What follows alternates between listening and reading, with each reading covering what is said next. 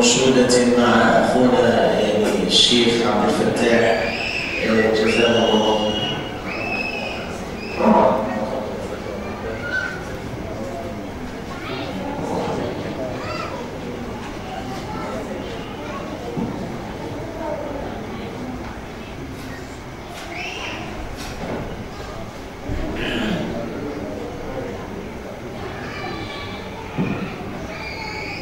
علينا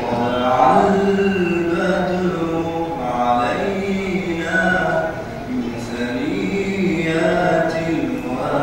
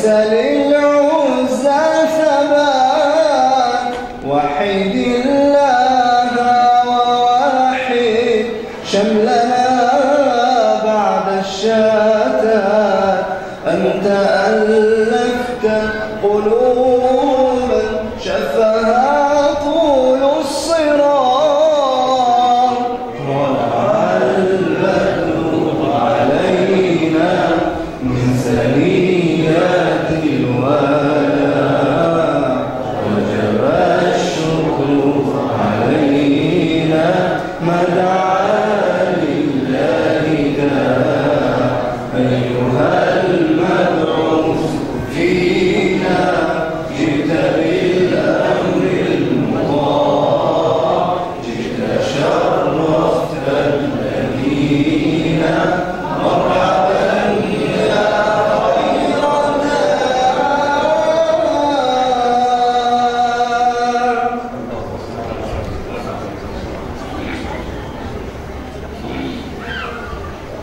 بالله عليكم يعني هذه الأصوات الطيبة وما أكثرها مع هذه الكلمات لا سيما ما ارتبط منها بمناسباتنا من مناسبات الشرف والعزة والدين والفخر المحمود بغض النظر عن الحل والحرمة.